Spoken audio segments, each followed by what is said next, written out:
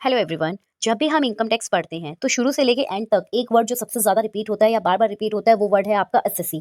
तो चलिए जानते हैं कि एक्चुअल में इनकम टैक्स एक्ट में एसएससी जो है वो किसे कहा जाता है। तो अगर मैं बात करती हूँ एसएससी की, तो सबसे पहले एसएससी को डिफाइन किया गया है कहाँ पर, सेक्शन 2 क्लोज 7 में। सेक्शन 2 क्लोज 7 में एसएससी की डेफिनेशन दी गई है और इसमें क्या कहा गया, एसएससी का मतलब क्या होता है। एसएससी का मतलब होता है कोई भी पर्सन, यहाँ पर्सन की बात कर रही हूँ मैं, अकेला इंडिविजुअल इसमें नहीं आएगा। इसमें HUF company, firm, AOP, BOI, ये सब इसका पार्ट बन सकते हैं और इसकी डेफिनेशन हमने लास्ट वीडियो में डिस्कस की थी। आप प्लेलिस्ट में जाकर इस वीडियो को देख सकते हैं। तो एसएससी का मतलब होता है कोई भी पर्सन जिसके ऊपर कोई भी टैक्स या कोई भी अमाउंट ड्यू है और वो उसे इनकम टैक्स को डिपार्टमेंट को पे करना है, तो वो आपका क्या कहलाता है, एसएससी कहलाता है। तो एसएससी के अंदर 5 पॉइंट बेसिकली हमें ध्यान में रखने होते हैं कि किस किस पर्सन को हम एसएससी कह सकते हैं। तो सबसे पहला पॉइंट आता है, ही इज लाइबल टू पे इनकम टैक्स। कोई भी पर्सन अगर इनकम टैक्स पे करने के लिए लाइबल है तो वो एसएससी कहलाएगा। जैसे कि मान लीजिए रवि जो है वो 6 लाख रुपए जो है अपना कमा रहा है सैलरी का, ठीक है, और इसकी ये जो अमाउंट है वो एक्सीड कर जाती है आपकी मिनिमम एग्जाम्पशन लिमिट से, तो फिर क्या होगा, इट मींस वो स्लैब रेट में आ गया। स्लैब में आने के बाद उसके ऊपर टैक्स लगेगा, तो इट मींस यहाँ पर रवि क्या हो गया, आपका एसएससी हो गया। उसके बाद में सेकंड पॉइंट क्या है, ही इज लाइबल टू पे इंटरेस्ट, पेनल्टी और अदर सम। अगर वो पर्सन जो है वो उसकी इनकम टैक्सेबल नहीं है, ठीक है, उसकी इनकम जो है बहुत कम है, तो वो उस स्लैब में नहीं आता और उसकी इनकम टैक्सेबल नहीं है, बट स्टिल उसको कोई भी इंटरेस्ट या पेनल्टी के वे में पे करना है इनकम टैक्स डिपार्टमेंट को, तो भी वो एसएससी कहलाएगा। इसको एक एग्जाम्पल से अगर हम समझे तो मान लीजिए कि एक पर्सन है आपकी नेहा की, अगर मैं बात करती हूँ, एक सेकेंड दीजिए।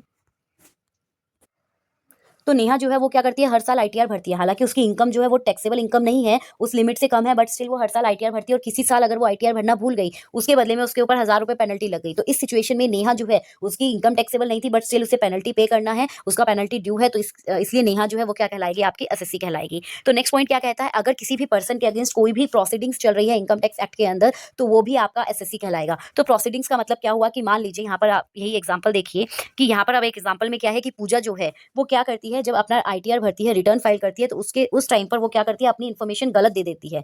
क्या करती है, इनकरेक्ट इन्फॉर्मेशन देती है, और ये बात किसको पता लग गई, इनकम टैक्स डिपार्टमेंट को पता लग गई। तो क्या किया जाएगा, उसके अगेंस्ट जो है प्रोसीडिंग्स की जाएगी, उसके अगेंस्ट केस किया जाएगा। तो यहाँ इस सिचुएशन में पूजा क्या हो गई, आपकी एसएससी हो गई। हालांकि उसकी कोई टैक्सेबल इनकम नहीं थी, कुछ नहीं था, लेकिन उसने रिटर्न फाइल किया और उसके अंदर गलत इन्फॉर्मेशन दे दी, तो मिसलीड करने के पर्पज से उसको उसके ऊपर प्रोसीडिंग्स चलाई गई और यहाँ पर पूजा क्या हो गई, एसएससी हो गई। नेक्स्ट पॉइंट क्या आता है, और किसे हम एसएससी बोलते हैं, तो अगर कोई भी पर्सन जो है वो एसएससी नहीं है, बट उसे मान लिया जाता है, he is deemed to be an SSC, उसे मान लिया जाता है वो एसएससी है, तो उस सिचुएशन में भी वो पर्सन ऑटोमेटिकली एसएससी बन जाएगा। तो ये सिचुएशन कब अराइज होती है, देखिए कि मान लीजिए मिस्टर अमित जो है वो बहुत अच्छा खासा बिजनेस कर रहे थे, अच्छी खासी टैक्स लाइबिलिटी थी जो वो पे कर रहे थे, बट किसी भी रीजन की वजह से वो क्या हो गए, मर गए। अब उनके मरने के बाद क्या होगा, उनके जो बेटे होंगे वो उसका बिजनेस कंटिन्यू करेंगे। तो अब क्या हो गया कि हालांकि उसका बेटा जो था वो एसएससी नहीं था, क्योंकि अभी तक कौन टैक्स पे कर रहा था, अमित पे कर रहा था, बट अब उसकी डेथ के बाद उसके जो लीगल हायर होंगे उनको क्या कर लिया जाएगा, एसएससी मान लिया जाएगा लॉ के अकॉर्डिंग, और अब वो पर्सन क्या हो जाएंगे, टैक्स पे करने के लिए लाइबल हो जाएंगे।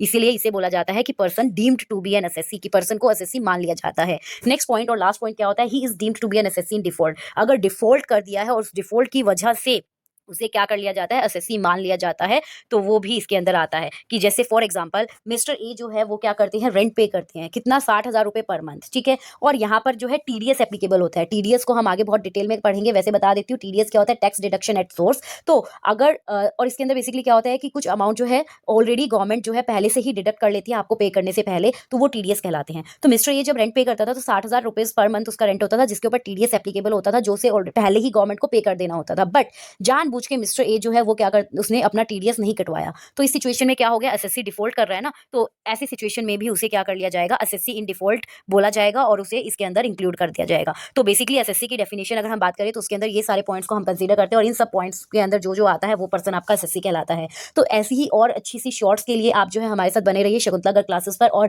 प्लीज चैनल को सब्सक्राइब कर लीजिए, वीडियोस को लाइक कर दीजिए और बेल आइकन को जरूर प्रेस कर दीजिए, ताकि आपको आने वाली हर वीडियो की नोटिफिकेशन मिलती रहे और आपका इनकम टैक्स आपके लिए बहुत सुपर ईजी बन जाए। मिलते हैं आपसे नेक्स्ट वीडियो में, तब तक के लिए बाय बाय, टेक केयर।